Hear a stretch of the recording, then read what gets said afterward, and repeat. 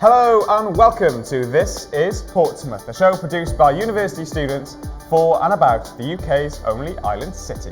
I'm Ethan. And I'm Izzy. Coming up on today's show, we're going to take a trip back in time. That's right, using the magic of television and a little bit of imagination, we're going to take a look to see how Portsmouth has changed over the years and single out some noteworthy people. We'll be taking a trip to an art gallery here in Portsmouth and learning more about the city's artistic community.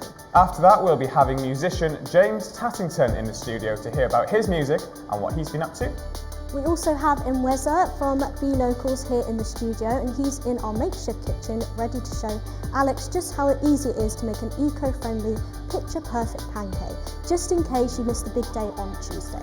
And finally, to end on a high note, James will be playing us out. And of course, we'll sprinkle a few other little treats in there for you as well. So, let's go on with the show.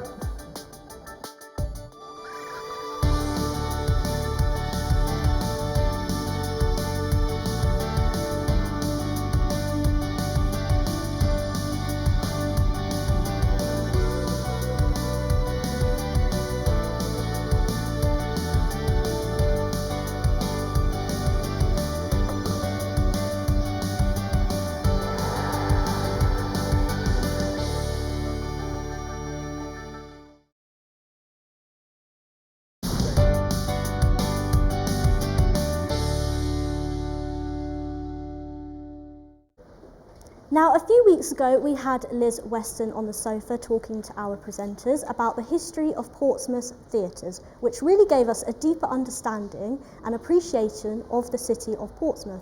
For those of you who missed the episode, Liz talked to us about the different theatres in Portsmouth and the changes in Portsmouth throughout history.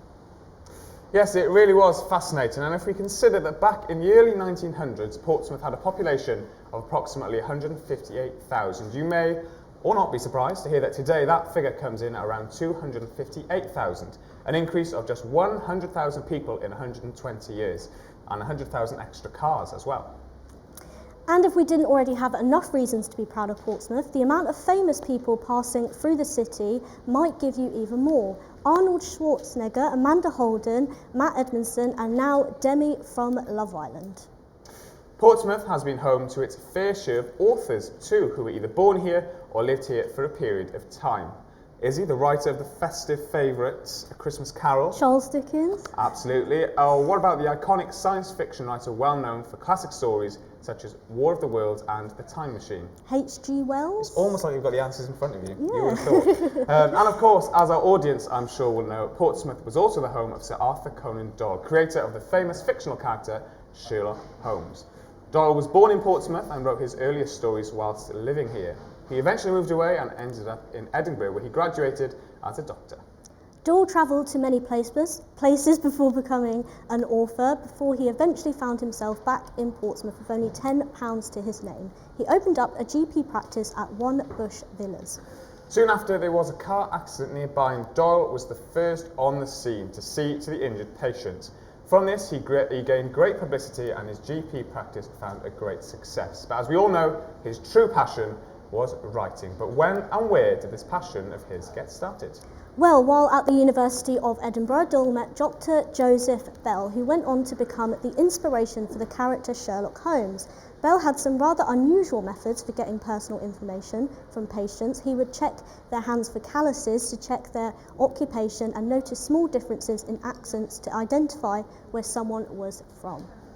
Once Doyle had taken writing full-time, he gave up his medical career and went on to lecture all across the US and left Portsmouth for good. But there are many more iconic people from history who have graced our great waterfront city. Have you ever wondered about the name of the Wetherspoons on Guildhall Square, maybe? Isambard Kingdom, Brunel? Absolutely right, and it's not just a random pub name like the Fox and Hound. In fact, Isambard, as Portsmouth citizens will know, was a British civil engineer, one of the brightest and most influential in engineering history.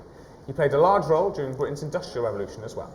On top of all these iconic people who have helped change the city over the years, there is of course the Royal Navy, whose main base operation is right here in Portsmouth. Recently the city was on show to the world for the D-Day 75th anniversary celebration, where the world leaders came across the globe to commemorate the day.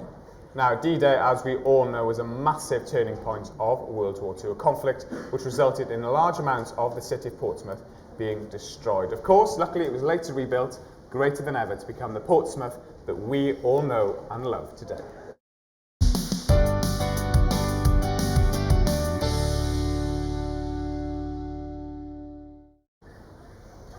Now, this special history makes the city uniquely historic and modern at the same time. And one aspect of Portsmouth that has continued to grow and develop even today is its art scene.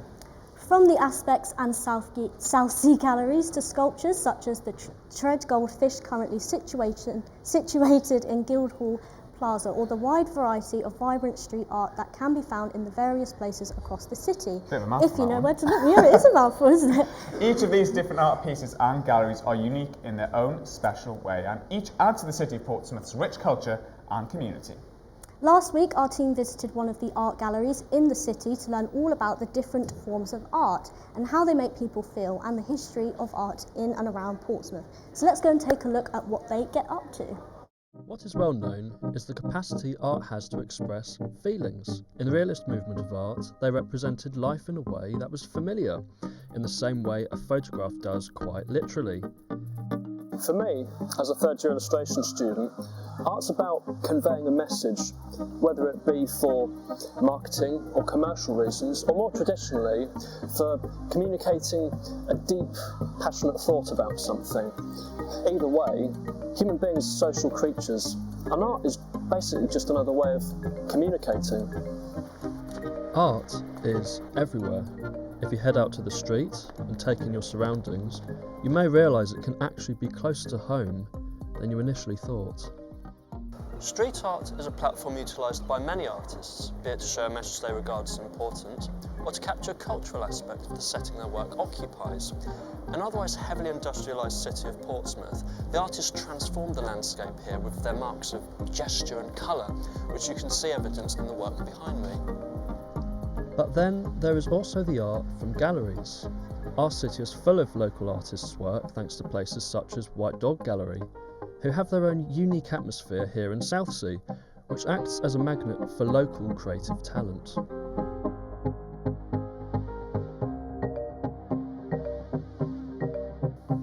Hi Hannah, good to see you again.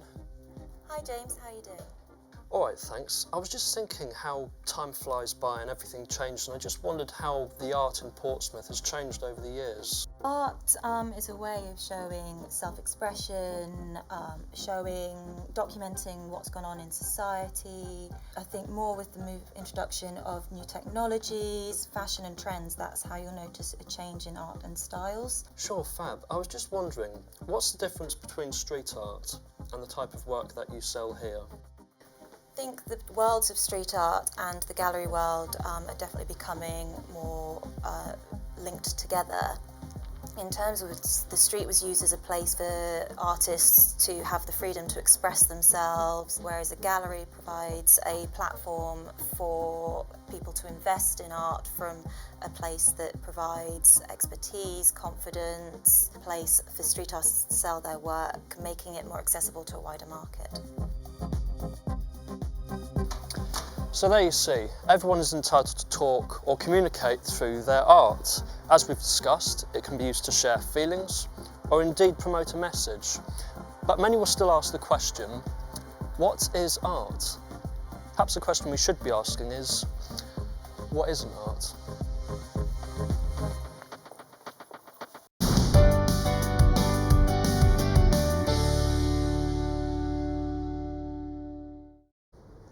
Moving on from galleries, it's time to discuss an entirely different form of art. We've got James Tattington here in the studio with us today, a young Portsmouth-based musician ready to talk with us all about things music. James took the first steps of his music career when he was just 14 years old, and he's been going strong ever since. He'll be playing one of his original songs for us at the end of the show, but for now, let's get to know the man behind music. Now, James, welcome. Hello. Welcome. Coming. So first off, it's worth saying that you don't actually perform under the name James Tattington. Yeah. Fugitive Orchestra is what I've got down. That's right, yeah. Explain that to start with. Where did that come from? So I've always liked lots of different types of music, and I kind of didn't want to just be person's name. I was reading a book, and the author described a sound as sounding like the broken instruments of a fugitive orchestra, and I was like, that's not the noise that I want to make, but that is is that a compliment, or? that is the name that I'm going to start making music under. So yeah. So tell us how long you've been in the industry for. Yeah, so I moved to Portsmouth in 2010. At that point, I'd been in a band with some of my best mates in the Northwest for a good couple of years. We'd sort of toured around, done our own thing, but we all went off to uni, went our different ways, and so I kind of hibernated, wrote all these songs, and then started playing them when I kind of got the courage to go out there as a solo artist. So I've kind of been writing and performing ever since, and all kinds of different music, really. So, Brilliant. yeah. And we kind of said in the opening there about you started when you were 14, which is quite young. Yeah. Was there anyone, artist you looked up to that kind of sparked that in you? Who were those people that you really resonated with and that you looked up to within the industry? Sure. So my parents' music influence, though we all shun the music and things that our parents like for the longest time, and then I was kind of like, no, but this Eva Cassidy and Paul Simon and Joni Mitchell, these are amazing artists. And then I got into people like Jeff Buckley, really into Miles Davis and jazz and things like that. And do they really influence the kind of the music Big that you time. make as well? Yeah, for sure.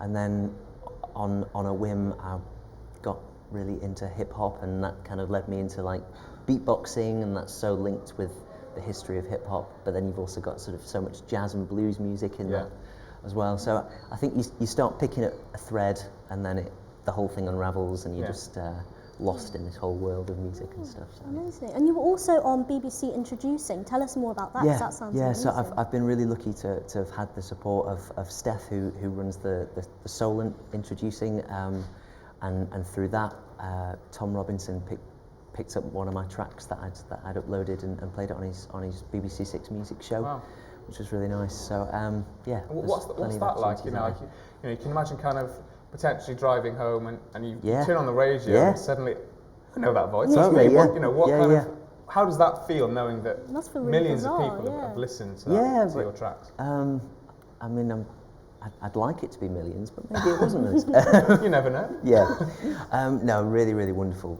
Because how that one happened, I got an email to say, we're going to play your track, or we've played your track. So I kind of checked it out, and it's amazing. And I think for me, a wonderful thing as well, you sort of listen to the whole show and you're like, wow, the quality of music that they were playing is so high.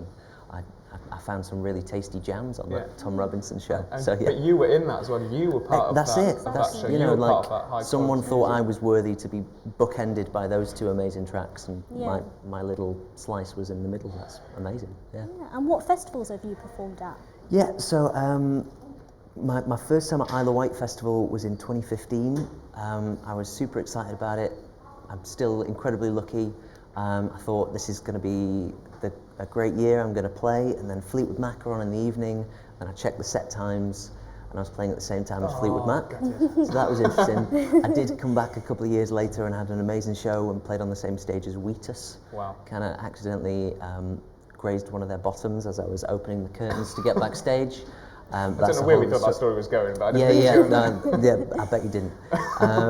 Victoria's Fest is always an amazing opportunity to be a part of, and most recently Icebreaker Festival down at Albert Road. So an amazing kind of local music and touring artists kind of closed down most of Albert Road, and just swarms of music lovers everywhere supporting the music, so it's lovely. So just really, really quickly, sure. Where's the dream? Where would you like to see yourself in the next 5 to 10 years? I will take whatever I can get away with. I mean, I write all sorts of different music. I adore performing live, whether it's kind of a covers gig, whether I'm performing my own music to people. he said really quickly, but that won't work. And I'm also writing a lot of instrumental music as well. So I mean, if I was able to gig and also score movies and stuff, that would be amazing. Great, and we can't wait to hear. I heard the rehearsal. Trust me, it's worth waiting amazing. for. It's It's absolutely really brilliant. good. James, it's been absolutely great to talk Thank to you. you We can't so wait much. Thanks for having me, to guys. hear the Thank track Cheers. a little bit later on. And if you want to hear more of James after today's show, make sure you head over to the Wedgwood Rooms on the 7th of April to see James performing live. And first of all,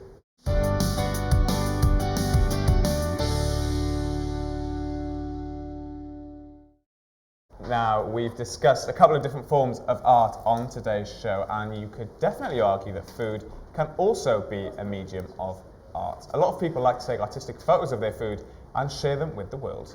That may be true, but what we're only interested in today is, of course, one type of food. In case you hadn't noticed, it is February. Well, great spot. Quite hard to miss that one, to be fair. And February includes one of my favourite days of the year. Valentine's Day? No, Pancake Day. Although over the years the day has started to become less popular, it's still one of the days that I most look forward to. And this year I actually did it vegan. So you made the vegan pancakes, a little bit different. How did it go? Well, Was the it all right? first one stuck to the pan, but actually the second one tasted pretty good. And earlier this week, and undoubtedly a few out of you there will have put 100% effort in. But if you forgot or just didn't get a chance, we'll be showing you a recipe with Mweza in just a moment. Now, year in, year out, people try their best to make the pancakes, and I think we'll all agree it's not really that hard. So, let's speak to our audience. We've got a nice big jam-packed room with us this afternoon to see how they celebrated Pancake Day. When it comes to pancakes, some people are just need a bit more practice. So raise your hand if this year you bought pancake mix rather than making your own. Come on, be honest. Who used the mix? We'll know if you're fibbing. That's an interesting number of people there. It's just easier, isn't it? It is It's easier. so It much saves easier. a lot of time. It's less Absolutely. chance of it sticking to the pan, which is Yeah. what happened to me. So we'll be inviting a few of you to join us in our restaurant, and we'll be serving you up some very tasty treats. Meanwhile, for you at home, Alex is over in the kitchen getting to know a little bit about how easy it can be to live a vegan lifestyle. And we're very lucky to have our special guest in Mweza in Zegu to show you all how to make some delicious pancakes with an eco-friendly vegan twist. And we'll see if some of our lucky audience members are able to taste the difference. Take it away, guys. Thank you, Ethan. As many will know, vegan food alternatives can often taste just as good as their meaty counterparts. With that in mind, I am super excited to give this vegan pancake recipe a try. As we're about to find out, it's really simple and easy to make top quality pancakes from scratch. So Mweza, what different ingredients we'll be using in these pancakes to make them vegan? Well, to make them vegan, we can't use dairy products, so we won't be using normal milk and we won't be using eggs. So apart from that, we substitute with some vegan alternatives, and the rest of the ingredients are pretty much the same. Okay, so what are we doing to start off with? Okay, so let's divide the work. So I'll make the flour mix, and if you want to mash the banana, the coconut oil, we'll go from there. Okay, perfect. Yeah. What about the measurements for the flour? Yeah, so I've got 150 grams of flour, 2 tablespoons of sugar, which I'll add now. Then I'm going to add a teaspoon of cinnamon and a 1/4 teaspoon of salt. Okay, perfect. Okay. And how much do I need to mash this banana? Yeah, you really want to mash it until it gets really almost liquidy. Okay. Yeah. So. This is quite therapeutic. I feel like the kids would enjoy doing the banana bit. Yeah. When my kids were really young, they used to do it with their hands. They'd get really mucky and mash really? their hands. They just like the feel of it. Yeah. And just introduce them to baking. Yeah, it's a good introduction. Yeah. Okay. How's that going? Good. Yeah. That's it. It's really started to turn nice and liquidy, because we're going to mix it all together with the milk. We're using almond milk instead of normal cow's milk. And could you use soy milk for this and other vegan milks? Yeah, you can use oat milk, soy milk. There's so many milks available these days, so you can use any of them. Okay. Does this look okay? Yeah, that looks good. Do you want to add the coconut oil? Yes. Okay. Now I'm going to put this into this bowl because you're going to add the bananas and the milk to it. It's really hard. Okay. That should be fine. Okay, try and mash that in because we don't want big pieces of coconut. Oh gosh. I thought it was going to be like oil based. I didn't realise the coconut was so hard. Put some real elbow grease in there. I know. Didn't realise I was going for a workout. Yeah. Okay. Is that mashed enough? I think we want a little bit more. I'll use your expertise. Okay, just quickly. Just quickly. Or else whoever's going to eat these is going to have pieces of coconut. Yeah, that might not be too nice. Okay, that's done. Right. Do you want to grab the milk? Yes. Okay. Right. If you want to pour a bit in the middle.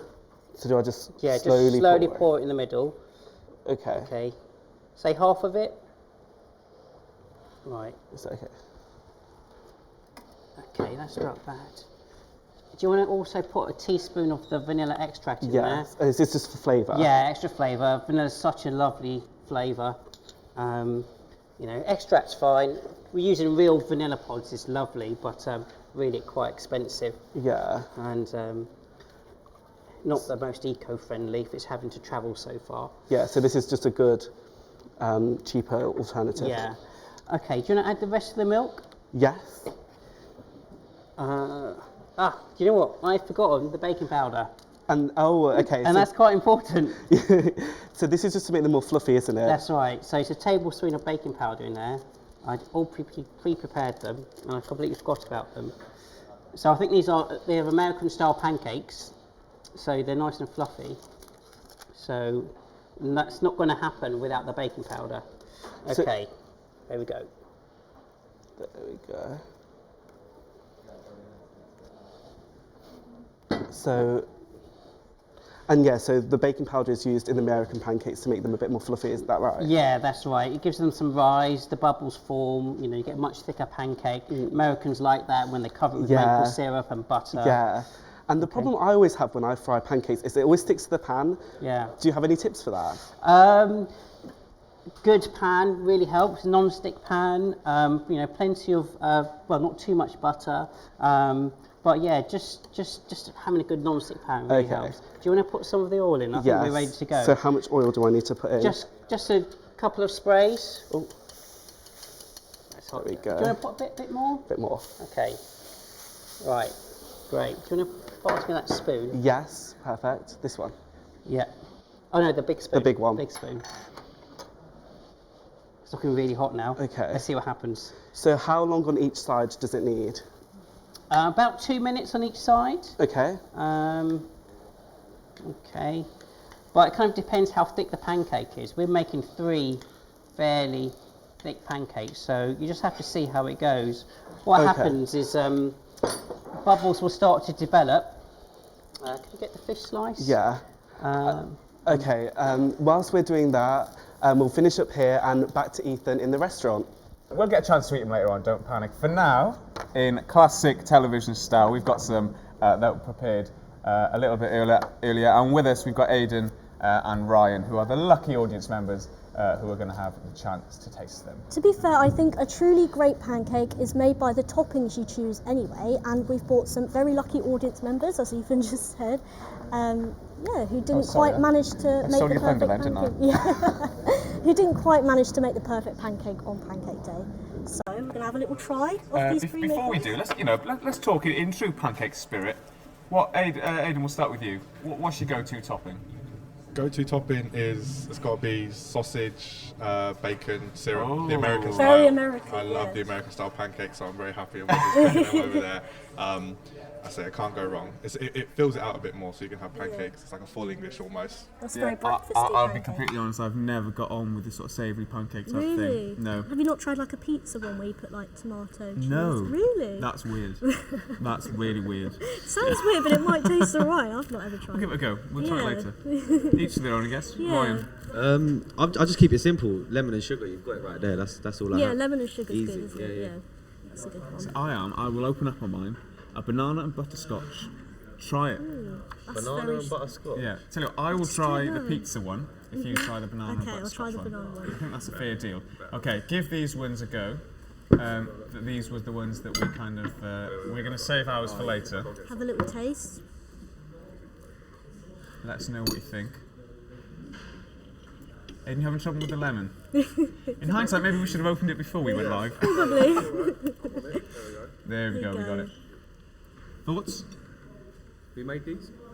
They were made for you before the show. Yep. Who made these? So, I don't know. I think I they were was going to say made. hats off to the chef. They're quite lovely. That's good. awesome. I like them. Aiden, thoughts? Getting there. Finally, yeah. You battled with the lemon. What do you guys think? Like it? Nice, yeah? That's Yeah? better than I expected. Yeah. So next year, you can give it a go. You saw kind of what went into making those pancakes. Do you think Try something you'd different. have a go at? I think my chef skills are good enough. I think they're just about good enough anyway. But yeah, no, I'll definitely give it a go. Have to give it a go. Guys, glad you enjoyed them. Thank Thumbs you up. very much. Thumbs up. Yeah. Brilliant. So there we have it. Some quick and easy pancakes, pretty much mess-free, with a straightforward recipe that anybody can enjoy. And if you want to make your own at home, here's a quick recap in case you missed it.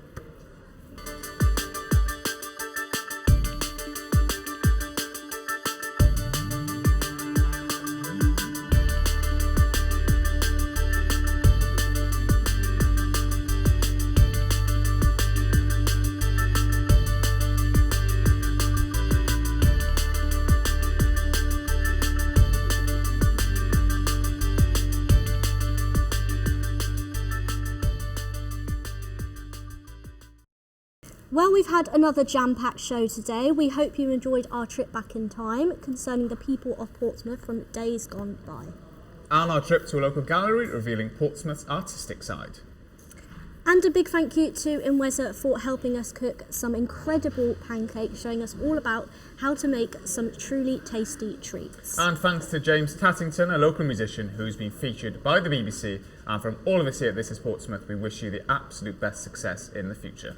But the show isn't over just yet, as we have one more treat in store. James is ready to play us out for today's show with an original song, Captain of a Sinking Ship. But before we go though, make sure to head over to our social pages at This Is Portsmouth TV on Instagram and This Is Portsmouth on Facebook to see behind the scenes pictures from today's show and news about what's coming up next. All the info you need is on your screen now. Thank you for watching this week's show, and be sure to tune in again in 3 weeks for This Is Portsmouth's last week's show before we go on a break. Now the show might be ending, but the party's just getting started. Ladies and gentlemen, please have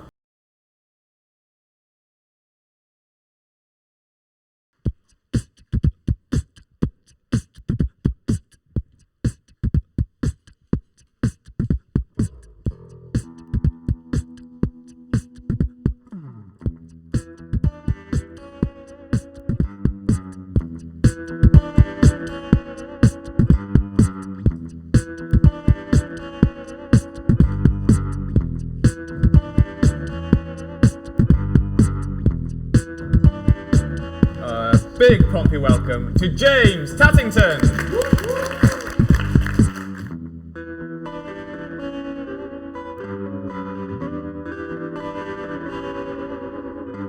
Hold on to that fire for whatever it might signify, and pretend to be the person that you buried alive. With each new and unexplained equation, it means you're getting there while you calculate philosophies and the tangles in your head.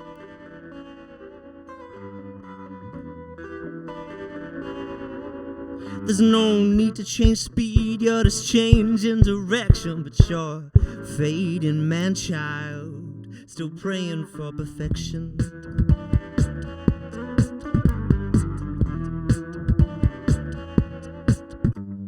Logic is overrated, yet you say the same of truth and cue another awkward pause for nothing more than to give you an excuse.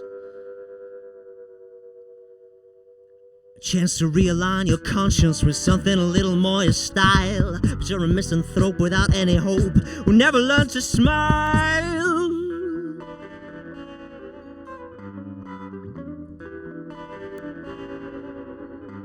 Hold on, just change direction, you're a fading man-child, and all we're asking for is perfection. If you don't like the sound of that, sir, then there is the door. It's hard to know when the iceberg's gonna hit when you're captain of a sinking ship. I'm a captain of that sinking ship.